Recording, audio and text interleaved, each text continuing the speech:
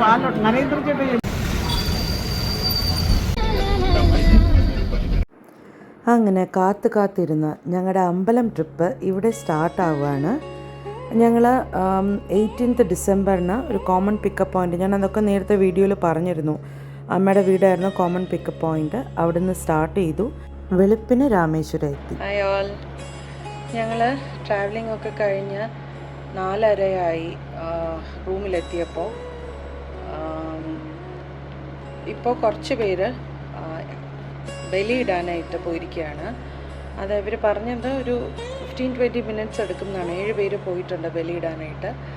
അപ്പോൾ അവർ വന്ന് കഴിഞ്ഞ് ബ്രേക്ക്ഫാസ്റ്റൊക്കെ കഴിച്ച് കഴിഞ്ഞിട്ടാണ് ഞങ്ങൾ അഗ്നിസ്നാനവും 22 കിണറിൽ നിന്ന് വെള്ളം എടുത്ത് കുളിക്കും എന്ന് പറഞ്ഞില്ലേ, അതുമൊക്കെ ചെയ്യാൻ പോകുന്നത്. അപ്പോൾ അതെല്ലാം ചെയ്ത് കഴിഞ്ഞിട്ട് തിരിച്ച് വന്ന് വീണ്ടും കുളിച്ച് കഴിഞ്ഞിട്ടാണ് അമ്പലത്തിൽ ദർശനത്തിന് പോകുന്നത്. അപ്പോൾ ആ അഗ്നിസ്നാനവും 22 കിണറിൽ നിന്നുള്ള കുളിയൊക്കെ കാണിക്കാൻ പറ്റുമെന്ന് എനിക്കറിയില്ല. പറ്റും എന്നുണ്ടെങ്കിൽ ഞാനത് വീഡിയോ എടുത്ത് കാണിക്കാം. ഇതാണ് ഞങ്ങളുടെ റൂം. 4 റൂംസ് ഇതുപോലത്തെ എടുത്തിട്ടുണ്ട്. മെസ്സിയായിട്ട് കിടക്കുന്നതൊന്നും നോക്കണ്ട. അതിപ്പോൾ അവർ ബലിയിടാൻ പോയതാണ്. കുളിച്ച് കഴിഞ്ഞ് തോർത്തൊക്കെ വെച്ചിട്ടിരിക്കുന്നതാണ്. അപ്പോൾ ഇതുപോലത്തെ 4 റൂംസാണ് ഞങ്ങൾ എടുത്തിരിക്കുന്നത്. Superior family room.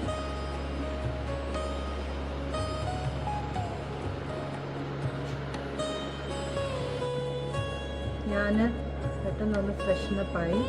അവർ വരുന്ന സമയം കൊണ്ട് ഞാൻ ഡ്രസ്സൊക്കെ ഒന്ന് ചേഞ്ച് ചെയ്തു, ഒന്ന് ഫ്രഷായി. അവരിപ്പോൾ വരും. ഒരു 15-20 മിനിറ്റ്സ് എടുക്കുള്ളൂ എന്നാണ് പറഞ്ഞത്, മാക്സിമം 30 മിനിറ്റ്സ്. അപ്പോൾ അതൊക്കെ കഴിഞ്ഞിട്ട് ഞങ്ങൾക്ക് ബ്രേക്ക്ഫാസ്റ്റ് കഴിക്കണം.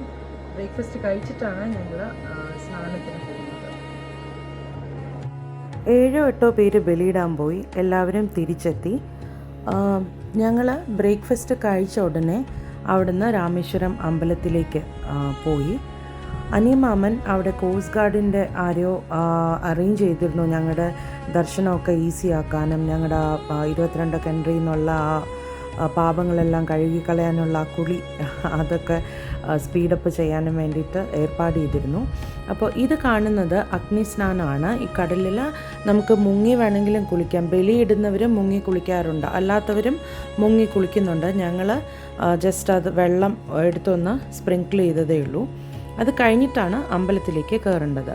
ഞങ്ങൾ ആദ്യം വിചാരിച്ചിരുന്നത് അമ്പലത്തിൽ കയറി 22 കിണറിൽ നിന്നും വെള്ളമെടുത്ത് കുളിച്ച് തിരിച്ച് റൂമിലേക്ക് വന്ന് ഒന്ന് ദേഹശുദ്ധി വരുത്തിയിട്ട് പിന്നെ ടെമ്പിൾ ദർശനത്തിന് പോകാമെന്നാണ് വിചാരിച്ചിരുന്നത്.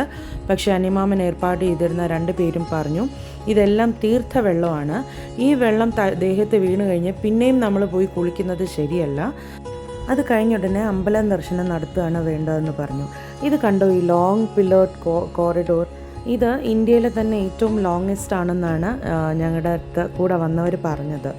ഈ അമ്പലം പാണ്ഡ്യ ഡൈനാസ്റ്റിയിലാണ് ഉണ്ടാക്കിയതെന്നാണ് പറയപ്പെടുന്നത്. പിന്നെ ജാഫ്ന കിങ് എന്തോ റിനോവേറ്റ് ചെയ്തു. അങ്ങനെ ഞങ്ങളുടെ ദർശനമൊക്കെ കഴിഞ്ഞു. ഞങ്ങൾ തിരിച്ച് ലഞ്ച് കഴിക്കാനായിട്ട് ഹോട്ടലിലെത്തി. ലഞ്ചൊക്കെ കഴിഞ്ഞിട്ട് ഇരുന്നു. അത് കഴിഞ്ഞൊരു 2:30 മണിയൊക്കെ ആയപ്പോൾ ഞങ്ങൾ നേരെ ധനുഷ്കോടിയിലേക്ക് പുറപ്പെട്ടു. ധനുഷ്കോടി എന്ന് പറയുന്നത് ജോഗ്രഫിക്കലി ആയാലും മിത്തോളജിക്കലി ആയാലും ഹിസ്റ്റോറിക്കലി ആയാലും ഇമ്പോർട്ടൻ്റ് ആയിട്ടുള്ള ഒരു പ്ലേസാണ്. Geographically why it is important എന്ന് ചോദിച്ചാൽ ബേ ഓഫ് ബംഗാളും ഇന്ത്യൻ ഓഷനും മീറ്റ് ചെയ്യുന്ന സ്ഥലമാണിത്. മിത്തോളജിക്കലി എല്ലാവർക്കും അറിയാവുന്നതുപോലെ രാമസേതു ഉള്ള സ്ഥലമാണ്. ലങ്കയിലേക്കുള്ള ബ്രിഡ്ജ് ഉള്ള സ്ഥലമാണ്. ഹിസ്റ്റോറിക്കൽ ഇമ്പോർട്ടൻസ് എന്ന് പറഞ്ഞാൽ എല്ലാവർക്കും അറിയായിരിക്കും, ഇത് 1964 ഒരു സൈക്ലോൺ ഉണ്ടായി രാമേശ്വരത്ത്. ആ സൈക്ലോണിൽ അവിടെ ഉണ്ടായിരുന്ന ആ പ്രദേശത്തുണ്ടായിരുന്ന 1800 പേരും പിന്നെ ഒരു പാസഞ്ചർ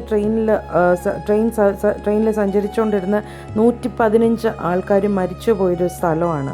അപ്പോൾ ഈ സ്ഥലത്തിന്, ധനുഷ്കോടി എന്ന് പറയുന്ന സ്ഥലത്തിന് government of Madras unfit four living ghost town എന്നാണ് പേരിട്ടിരിക്കുന്നത്. ഇപ്പോൾ ഞങ്ങൾ അവിടെ കുറച്ച് ഞങ്ങളുടെ അർബേനി അവിടെ പാർക്ക് ചെയ്തിട്ട് ഞങ്ങൾ നേരെ നടന്ന് അരിച്ചൽ മുനൈ എന്ന് പറയുന്ന സ്ഥലത്തേക്കാണ് പോയത്. അതെന്ന് പറയുന്ന ടിപ്പാണ്, ഇന്ത്യയുടെ ലാസ്റ്റ് റോഡ് പോയിൻ്റ് എന്നാണ് പറയുന്നത്. അവിടെ 5 മണിക്ക് ശേഷം, ഈ ധനുഷ്കോടിയിൽ 5 മണിക്ക് ശേഷം എൻട്രി റെസ്ട്രിക്റ്റഡ് ആണ്. അതുകൊണ്ട് തന്നെ ഞങ്ങളൊരു 2:30-3 മണിയായപ്പോൾ തന്നെ ഹോട്ടലിൽ നിന്ന് ഇറങ്ങി. ഇതാണ് അർച്ചൽ മുനൈ, ടിപ്പ് ഓഫ് ഇന്ത്യ എന്ന് പറയുന്നത്, ലാസ്റ്റ് റോഡ് ഓഫ് ഇന്ത്യ എന്നാണ് പറയുന്നത്. അവിടെ ഒരു നമ്മുടെ ഇന്ത്യൻ എംബ്ലം ഒക്കെ ഉണ്ട്.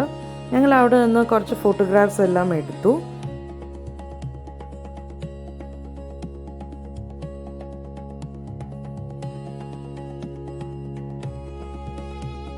ഇത് ഭംഗിയല്ല, ഇത് കാണാനായിട്ട് ആ ഒരു ഭാഗം മാത്രം ലാൻഡ്, അതിനപ്പുറവും ഇപ്പുറവും കടലാണ്.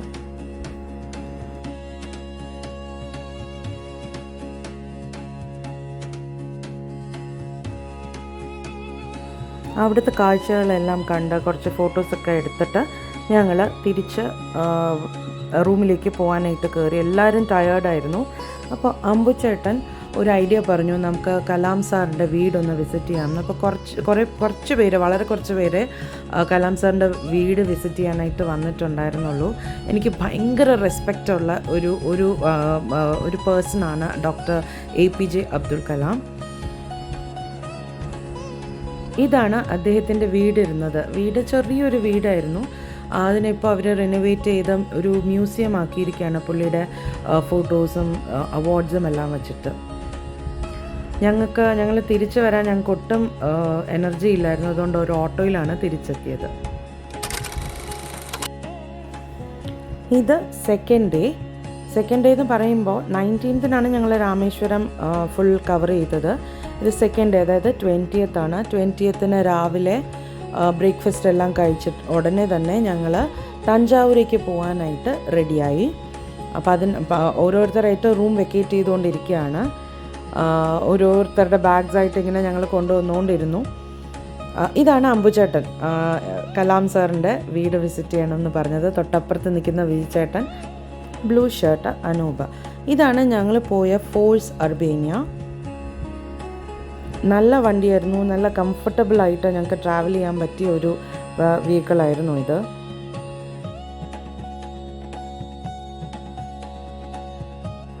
ഇത് പാമ്പൻ പാലം. രാത്രിയിൽ എടുക്കാൻ പറ്റിയില്ല, അപ്പോൾ തിരിച്ചു പോകുമ്പോൾ എടുക്കാമെന്ന് വിചാരിച്ചിരുന്നു ഇന്നലെ തന്നെ. അങ്ങനെ എടുത്തതാണ്. പാമ്പൻ പാലമാണ് രാമേശ്വരം ഐലൻഡിനെ മെയിൻ ലാൻഡുമായിട്ട് കണക്ട് ചെയ്യുന്നത്. 2 സൈഡിലും കടലാണ്.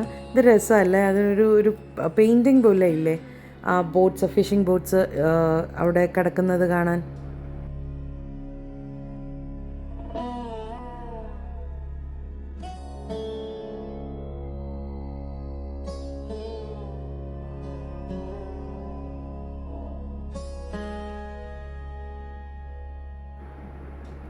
ഇവിടെയുള്ള വേർട്ടിക്കൽ ലിഫ്റ്റ് സെക്ഷനാണ്.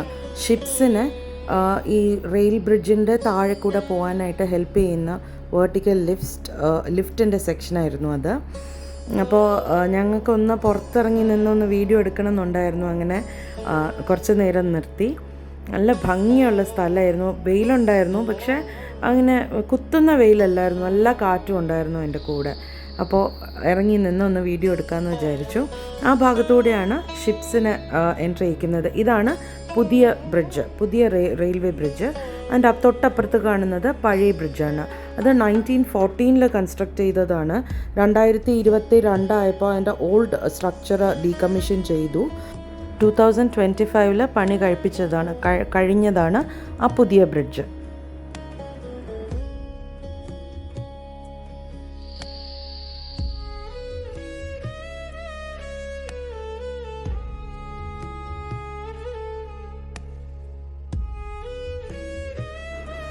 വണ്ടിയിലിരുന്ന് ഞങ്ങൾ ഒത്തിരി കാര്യങ്ങൾ ചെയ്തു. ലൈക്ക് ആക്ടിവിറ്റീസും ചെയ്തു, ടങ് ട്വിസ്റ്റേഴ്സൊക്കെ കളിച്ചു. അതിന് പുറമെ ഇന്ത്യയുടെ ഹിസ്റ്ററി അറിഞ്ഞുകൂടാത്തവർക്ക് ഒത്തിരി ഹെൽപ്പ് ചെയ്തു. ഉണ്ണിക്കൊച്ചൻ അതൊക്കെ ഞങ്ങൾക്ക് എക്സ്പ്ലെയിൻ ചെയ്ത് തരുമായിരുന്നു. ഉണ്ണിക്കൊച്ചൻ മാത്രമല്ല, എല്ലാവരും. ഇത് ഞങ്ങളുടെ മോളിയമ്മായി. വൈകിട്ട് ഒരു 4 മണിയൊക്കെ ആയപ്പോൾ ഞങ്ങൾ തഞ്ചാവൂരെത്തി. റൂമിൽ ചെന്ന് കുളിച്ചൊക്കെ കഴിഞ്ഞ് ഞങ്ങൾ നേരെ അമ്പലത്തിലേക്ക് വന്നു. ഞങ്ങൾ എത്തിയപ്പോൾ കണ്ട സീനാണ് ആ സൺസെറ്റും ഈ പീഹന്നും. നേരെ ഞങ്ങൾ അമ്പലത്തിലേക്ക് കയറി. അമ്പലത്തിൻ്റെ സ്പെഷ്യാലിറ്റി എന്ന് പറയുന്നത് ഇവിടെ ഒരു ദ്രവീഡിയൻ ആർക്കിടെക്ചറാണ്. ഇതെനിക്ക് ഈ അമ്പലം കണ്ടപ്പോൾ ഭയങ്കര ഒരു അത്ഭുതമായിരുന്നു. ആ പ്രദേശത്ത് ഗ്രാനൈറ്റ് ഒന്നും ഇല്ലാത്തൊരു പ്രദേശത്ത് എത്രയോ ദൂരെ നിന്ന് കല്ലുകൾ കൊണ്ടുവന്നാണ് ഈ ടെമ്പിൾ കൺസ്ട്രക്റ്റ് ചെയ്തിരിക്കുന്നത്. അതുമല്ല ഇത് സിമെൻറ്റും മോട്ടാറും ഒന്നുമില്ല. അല്ലാതെ എങ്ങനെയാണ് ഈ ചോള കിങ്സ്, ഇത് ചോള കിങ്സ് കൺസ്ട്രക്റ്റ് ചെയ്തതാണ്. ഈ 80 ടൺ ഉള്ള സ്റ്റോണ്, മേളിലുള്ള സ്റ്റോണ് അവരെങ്ങനെ അതിൻ്റെ മേലെ കയറ്റി എന്നുള്ളത് അറിയില്ല. അതൊരു അത്ഭുതമാണത്.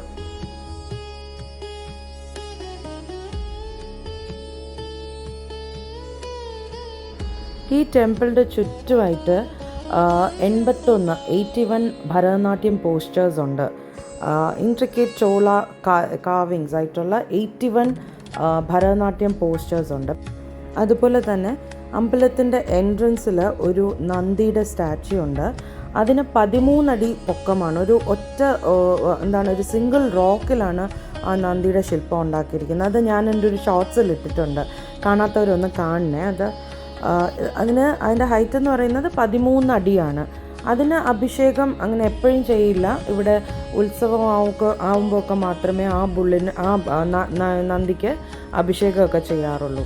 പിന്നെ ഈ അമ്പലത്തിൻ്റെ മറ്റൊരു പ്രത്യേകത എന്ന് പറയുന്നത് ഇതിനെ ഗ്രേറ്റ് ലിവിങ് ചോള ടെമ്പിൾ എന്നാണ് യുനെസ്കോ വേൾഡ് ഹെറിറ്റേജ് റെക്കഗ്നൈസ് ചെയ്തിരിക്കുന്നത്. The great living Chola temple. ശരിയാണല്ലേ? രാജരാജ ചോള എന്ന് പറയുന്ന ചോള കിങ് 1010 AD തീർത്തതാണ് ഈ ടെമ്പിൾ.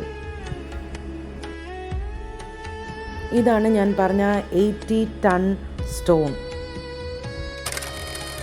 അന്നത്തെ അമ്പല ദർശനമൊക്കെ കഴിഞ്ഞു. ഇത് പിറ്റേ ദിവസമാണ്. ഞങ്ങൾ ഇന്ന് ചിദംബരത്തേക്കാണ് പോകുന്നത്. തഞ്ചാവൂരിൽ നിന്ന് ചിദംബരം അധിക ദൂരം ഇല്ലല്ലോ, 1.5 hours നമ്മളവിടെ എത്തും. അപ്പോൾ 9:30 വിജയചേട്ടന് പരിചയമുള്ള ഒരു ദീക്ഷിതർ അവിടെ ഉണ്ടായിരുന്നു. അപ്പോൾ 9:30 അവിടെ എത്താൻ പറഞ്ഞിരുന്നു. അങ്ങനെ ഞങ്ങൾ 7 മണിക്ക് ട്രാവൽ ചെയ്തു. ഇതാണ് ചിദംബരം നടരാജ ടെമ്പിൾ. ഈ അമ്പലവും ചോള ഡൈനാസ്റ്റിയിലെ കിങ്സ് പണി കഴിപ്പിച്ചതാണ്. ഇവിടുത്തെ പ്രതിഷ്ഠ എന്ന് പറയുന്നത് ശിവലിംഗമല്ല, നടരാജ രൂപത്തിലുള്ള മഹാദേവൻ്റെ പ്രതിഷ്ഠയാണ് ഇവിടെ ഉള്ളത്. ഡാൻസ് പോസിലുള്ള പ്രതിഷ്ഠ. ഇവിടെ 4 ഗോപുരങ്ങളും ഉണ്ട്. വന്ന ഉടനെ തന്നെ അമ്മയും അമ്മായിമാരും കുഞ്ഞമ്മമാരും എല്ലാം പൂജയ്ക്കുള്ള എല്ലാ കാര്യങ്ങളും ചെയ്തു. ഈ സ്ഥലം എന്ന് പറയുന്നത് ഇവിടെ 4 ഗോപുരം ഉണ്ടെന്ന് പറഞ്ഞല്ലോ. അപ്പോൾ 4 ഗോപുരങ്ങളും ഈ ഭാഗത്ത് നിന്ന് കാണാൻ പറ്റും. ഇത് ആദ്യത്തെ ഗോപുരം, ഇത് 2ാമത്തെ ഗോപുരം, ഇത് 3ാമത്തെ ഗോപുരം,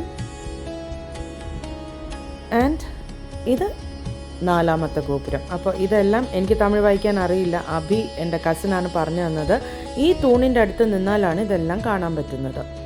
അങ്ങനെ അവിടെയൊക്കെ തൊഴുത് കഴിഞ്ഞ് ഞങ്ങൾ ഉച്ച കഴിഞ്ഞതോടുകൂടി വീട്ടിലേക്ക് മടങ്ങി. ഓൺ ദ വേ ലഞ്ച് കഴിച്ചു. അപ്പോൾ ഇതായിരുന്നു ഞങ്ങളുടെ എക്സ്റ്റെൻഡഡ് ഫാമിലിയുടെ ഒരു 3-day temple visit Rameswaram, Thanjavur and Chidambaram. എല്ലാവർക്കും ഇഷ്ടപ്പെട്ടു എന്ന് വിചാരിക്കുന്നു. ഇഷ്ടപ്പെട്ടവർ ലൈക്ക് ചെയ്യുക, ഷെയർ ചെയ്യുക, സബ്സ്ക്രൈബ് ചെയ്യുക, കമൻറ്റ് ചെയ്യാനും മറക്കരുത്.